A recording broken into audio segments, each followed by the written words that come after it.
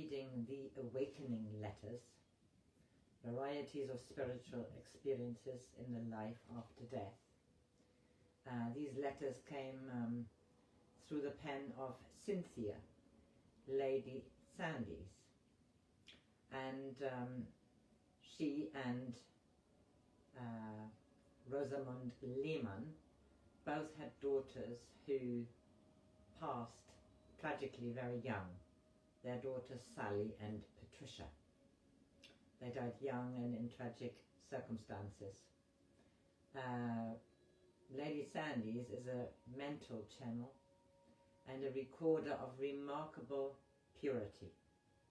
She's a clairaudient.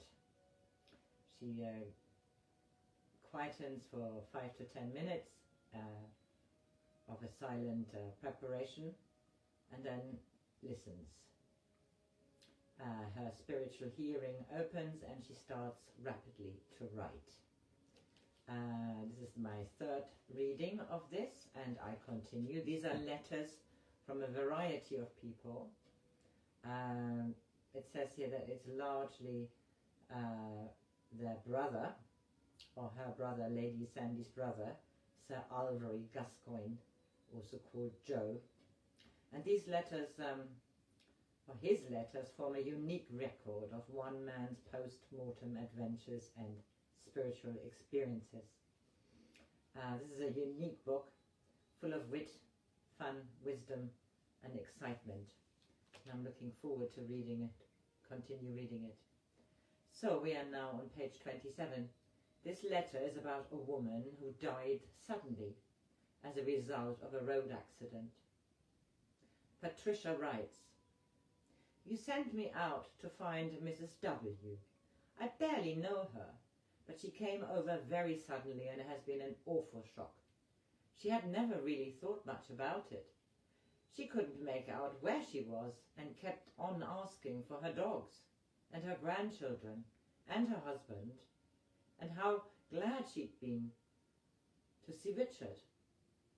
I was rather nonplussed, but I promised to do what I could and tried to calm her.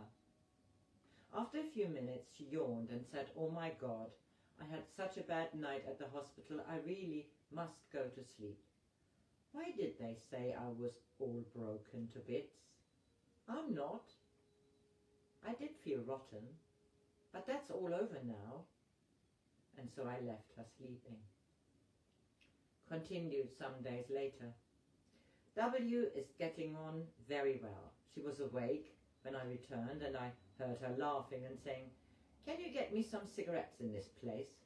She doesn't really know yet, as she isn't properly awake, but every moment she's growing more beautiful and vital and young.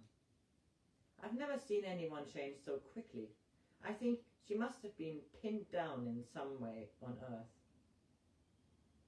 It's lovely having more people from Worcestershire, even though I didn't know her. She knew you, and when I told her my name, she remembered at once and said, "Oh, the Sandyses. Yes, of course. I haven't seen them for ages. Are they there? Are they here?" I said, "Not exactly, but that I often saw you." "But what are you doing?" was her next question. I replied that I worked in a hospital and did a lot of botany. I said that quite naturally, forgetting that they were great gardeners, but W leapt at it. "What do you do? Tell me about it." Then looking up, she said, "What are those flowers over there?" "Poppies," I told her. "I'll fetch you some." So I brought her an armful, and she responded immediately. It was like putting 2 beads of mercury together. W seized them from me, saying, "Oh, these are wonderful, but they are roses." "No," I persisted, "just scented poppies, and they will soon make you feel sleepy." "Yes, they have already. I must sleep now. But come back and talk to me about flowers. I love them. I can't live without them." And then she slept. Next letter. This letter is from a Church of England Clergyman in a remote district of Western Ireland. I woke up after the sleep of death, not in a garden like many others, but in Bunback Church during celebration. I was in front of the altar. At first I thought I must have fainted and tried to regain my place in the service. Then I found that a stranger was officiating and no one seemed to notice me, so I remained where I was. The consecration took place and the priest partook of the bread and wine, and at that precise moment the east end of the church disappeared. It was as though all the stones and mortar were nothing but a curtain which had been drawn aside in one moment, and in its place a rich light flamed its way into the church. It seemed as though it would burn the altar. It enveloped the priest in a pillar of fire which lapped around each communicant in turn, and they went back to their pews with a scent and glow of God's flame upon them. I was so dazzled and stupefied that I do not know exactly what I did, or if the flame came near to me, but suddenly the light faded and the church wall closed up again, and people filed out. I turned to the priest, full of questions, but of course he could neither see nor hear me, and I was thinking how very rude he was. When an older priest stepped down from the sanctuary, whom I had not noticed seeing there before, and asked if he could explain anything to me. I gasped and began reeling off questions, to which he made the most wonderful answers. The old priest said, "Come and see a little more."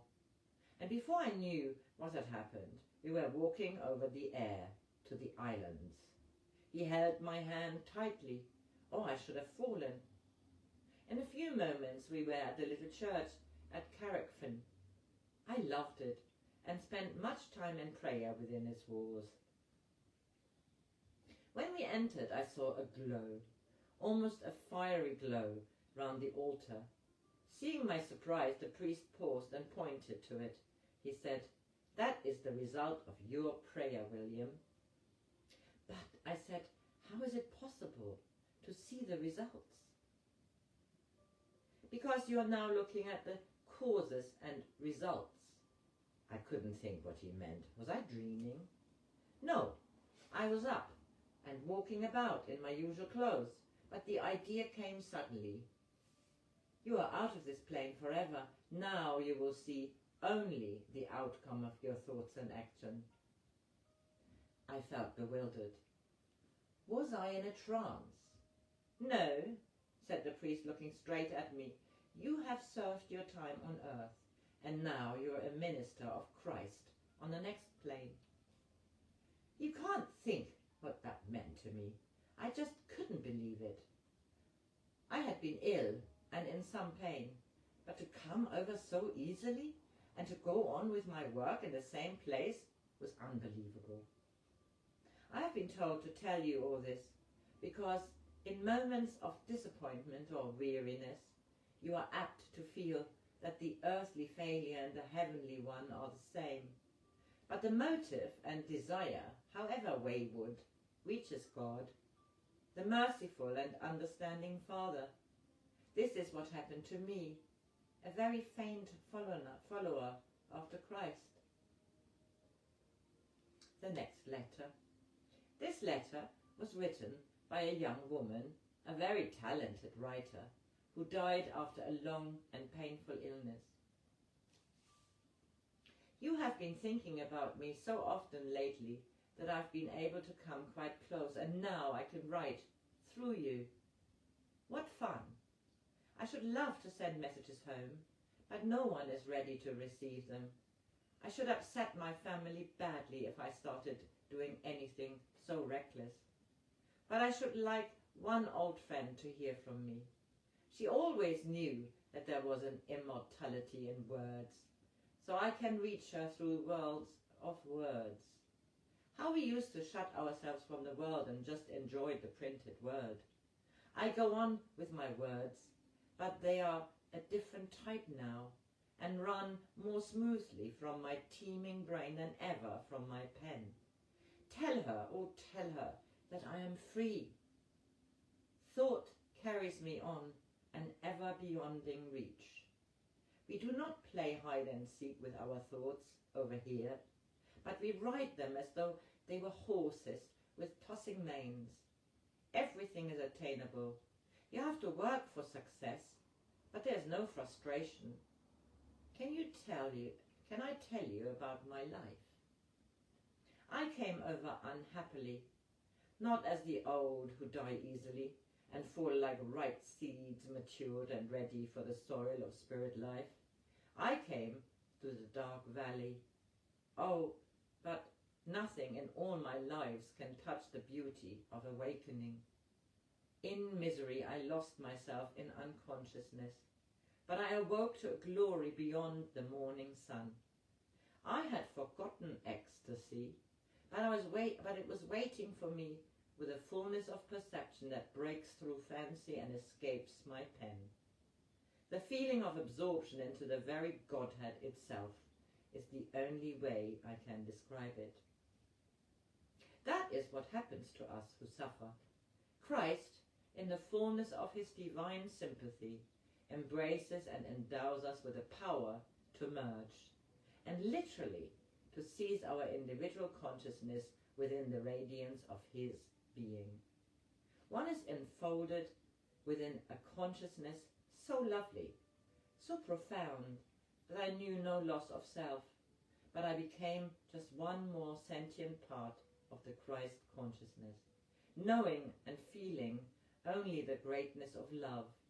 And within that overwhelming ecstasy, I hung poised between life and life, until the broken particles of the suffering me had grown together in this love solution.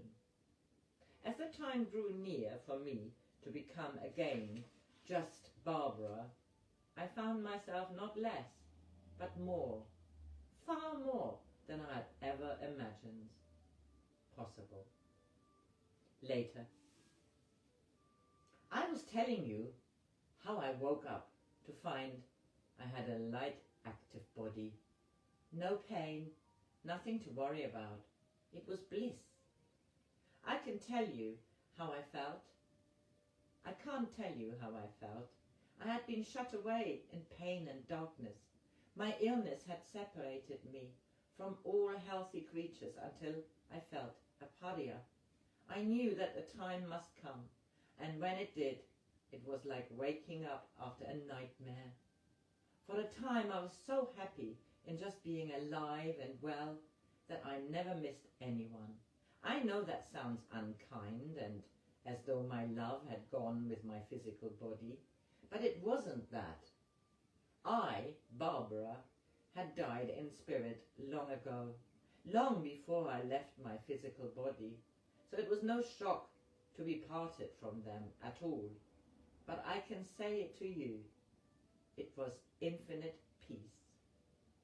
No more efforts to keep back my tears, no more agonizing planning for my children, and no more having to face their disappointment when I ceased to play my part in the family.